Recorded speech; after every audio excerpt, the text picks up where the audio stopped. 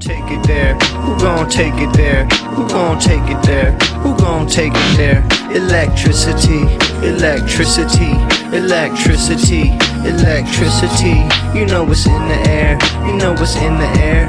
You know what's in the air. You know what's in the air. It's possibility. It's possibility. It's possibility. It's possibility. So Elon Musk is officially leaving the government. He is no longer a special government employee, which means that he'll no longer be a part of DOGE, and he's going to go back to the private sector, running his businesses and whatnot. I believe DOGE will continue to be a thing, and it's also important to note that this was inevitable. This isn't some surprise development. Special government employees have a period of 130 days to do public sector work. And then their time is up. So this was already scheduled this way. However, it's not inconceivable that if people really wanted Musk around, and if he was really consistently providing valuable service to the government, and if he wasn't tanking his own businesses by being there, they probably could keep him some way or another if they wanted to. But it's become pretty clear that people don't want Elon Musk around. He's become a liability. Many of the people in the administration still speak very highly of the work that he did there with DOGE. However, the offerings of what he has saved the government is literally less than a fraction of what he said he was going to be saving the government. I think like $9 billion or something like that. Less than $10 billion is what they are reportedly able to say that they saved the government in costs. What they originally said was like $1 trillion. So it was always clear that that much money wasn't going to cut from the government, because they're not doing the type of cuts that would lead to that. And even the stuff that they were doing with Social Security and whatnot, I believe they did a lot of damage to that system, but they weren't able to fully gut it in the way that a billionaire psychopath like Elon Musk might have really wanted to gut it, like completely do away with the program. They attempted to eliminate a lot of the Department of Education spending, and had some success with that, although I imagine that will be tied up in court and going back and forth for years, as are Trump's tariffs. Seems to be the number one thorn in his side, or the number one thing slowing Trump down is court disputes over what his executive power entitles him to do, especially with these sweeping policies that really technically he doesn't have the power to do. He doesn't have the power. Department of Education is one thing because it is part of the executive branch. But even that, he doesn't have the power to unilaterally shut it down. So that's been controversial in the courts. Same with the tariffs. He doesn't have power to unilaterally impart tariffs. Really, Congress controls that, and Congress was allowing him to do that.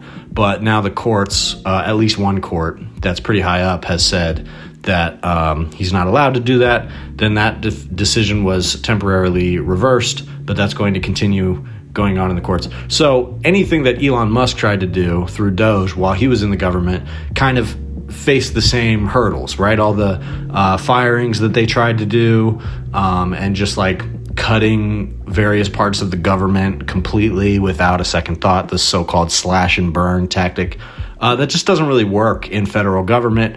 And there's a lot more precedence to, sue back, get your job back, or just contest whether or not this is executive power being wielded properly in the first place, which in many cases it wasn't. Because these guys don't care about the Constitution, especially a guy like Elon Musk. He didn't go in there for that. He went in there because he wanted to get a handle on how government works, especially in the aspects that it was attacking him and going after his businesses. So there's a lot of reporting now that at the time that Elon Musk was getting into the race for Trump and then getting into government after Trump won, it was coinciding with this sort of intensifying drug addiction problem that he has, as well as, these weird issues that keep coming up from him wanting to father children with various women, as many women as he can.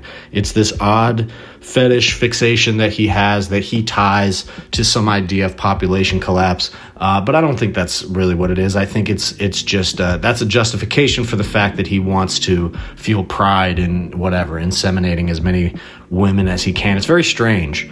And, there's reporting on that now that all of these things were overlapping. His relationship with Grimes, and then leading into his getting into politics, and then he's parading his son around, and he's legally not supposed to be doing that, and he's messing around with other women, and meanwhile he's having like weird breakdowns and apparently doing a lot of ketamine in the time that he's appearing on camera in the Oval Office and running DOGE as a program. So this guy is off his rocker, and I think it's vindication of people who for many years have pointed out with Elon Musk and other billionaires like him, but particularly Elon Musk, that this guy doesn't really actually have a lot of skills. In other words, the groundwork, the actual processes of running his businesses are being done by people who are smart and who know what they're doing, and he is not that person. And so he obviously has been able to make moves throughout his life that have kept him at the top of various situations. He sort of bought his way into PayPal, then was forced out. And a lot of his career has gone the same way. Same thing with Tesla. He kind of got on board with Tesla as a means of helping push it forward, and then ultimately push the people out who were there when he got there, so that he is able to claim that he's the founder. That's how his entire business career has shaped out, and he is like a capitalist. That's really the capitalist ethic, is to finagle your way through ownership of various assets throughout your career that allow you to sort of leapfrog over others, take advantage of various situations, backstab people, cut them out, whatever you have to do to basically stay on top. And so we're seeing kind of a climax of that type of behavior in this government context, where Elon went on stage multiple times during this and said a bunch of weird things. One of the things that stuck out to me that he said during that CPAC conference was that they're fighting the Matrix. We're fighting the Matrix here big time. And I do think that that's really what he thinks, and I think that that is where his mindset is most of the time, especially when he's really in the throes of ketamine, and he's also doing, mushrooms and stuff like that, which is proof that psychedelic drugs don't make you a good or more enlightened person necessarily. But, in that mindset, I can understand sort of how he views himself as whatever, Neo in the Matrix, and they're trying to reprogram the Matrix. And to them, the Matrix is a government system that works based off of, bureaucratic rules and layers of accountability that take, time, and sometimes take too much time. And it's a system of rules and regulations that operate based on an internal logic that might not make sense to especially a capitalist, right? Somebody who is trying to allocate resources in a way that makes the maximum amount of money in the least amount of time. The way government works is not compatible with that. And we already knew this, everybody already knew this, but the idea of the Trump administration was to bring in the head of the capitalist club, richest man on the planet, to come in and make government work more like a business. So that's obviously not going to happen because profit is not a thing in the government. And I suppose you could try to set up a situation so that there's a profit being made and there are people within the government who are making off with that profit. But it just doesn't work like that, because no matter what it is that you're trying to set up the government to do, even if it's massive deportation projects or fascistic military exercises or whatever, it's going to cost insane amounts of money. That's just what government does. It dumps money into things. And that is really the utility of government, is spending money in places that capital would not spend money in order to make a profit. And so this fusion of, capital interests with an administration that really has a quite expensive agenda. And Trump has always been that way. Trump is not really a lean government conservative. He kind of postures that way. But now even Elon Musk is criticizing Trump because this budget bill is too big. And essentially whatever quote unquote savings we did supposedly get from DOGE, which mostly just went to like, children who are starving in Africa and that sort of thing. All of that's wiped away by the first budget proposal of the entire Trump administration, which Trump, has dismissed that criticism as saying like, this is just how it works in government. And that is how it works in government. If you want to do anything, even if it is an immensely destructive agenda like Trump's, you have to put money into it. And that money is going to come from tax dollars. Even if all you want to do is give money away to people like Elon Musk and Peter Thiel with government subsidies, guess what that comes from? That comes from taxpayer money, and that goes against the deficit.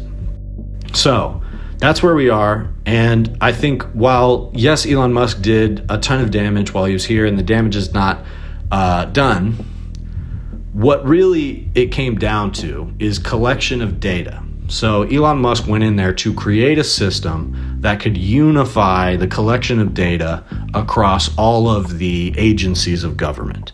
And maybe Elon Musk wasn't there long enough to fully be the one who captures ownership of that government data, although that is what he wanted to do. It seems like Palantir, which is Peter Thiel's company, is going to be the company that is tasked with putting together all of this government data into some kind of database that is meant to track Americans across multiple agencies of the government, to essentially compile profiles of people based on different things, which they don't actually necessarily have now. Now, they might have the ability to track you across various databases, whatever, from the NSA, and then maybe there are DOE records or whatever, but there's no system. There's no system that cross-collaborates those different databases.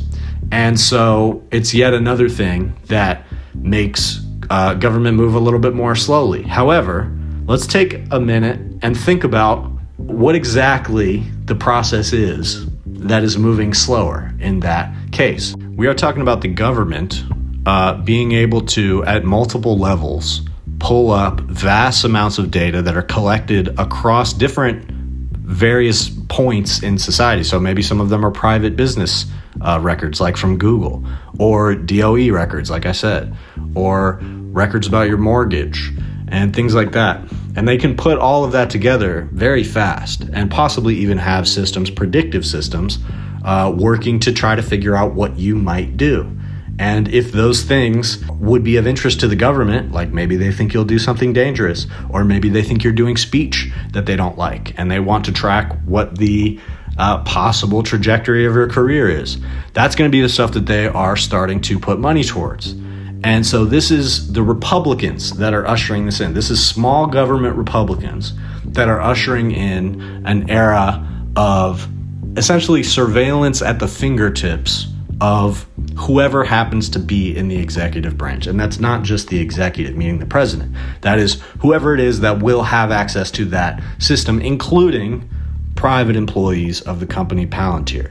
And this is Peter Thiel's vision. Peter Thiel mentioned back around 2010 that he was intrigued with technology because he felt that it was a way to radically and unilaterally change the organization of society without having to convince people.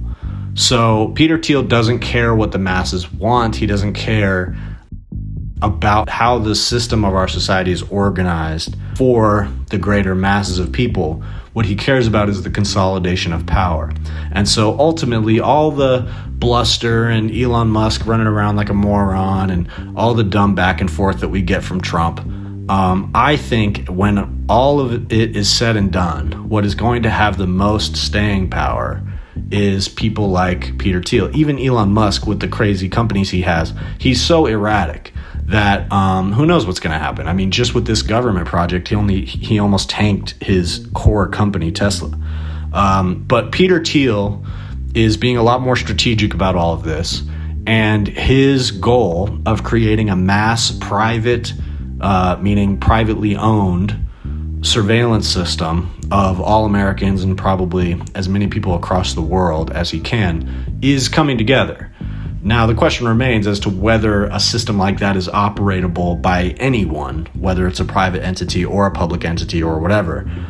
They're trying to do something that humanity has not pulled off, and it has, many risks that we probably haven't even thought of yet. But the reality is that Peter Thiel is in that position of power to start to see those systems taking shape. And so, as government gets more quote unquote efficient at collecting your data and taking information from you, there are probably going to be moments where you have the opportunity to offer up certain information, or certain things are, a quick, easy solution, a dissolving of something that was maybe 2 steps in the process is now 1 step, something like that. We might start to see more solutions like that, sort of techie solutions, as private businesses start to have more room to design government infrastructure.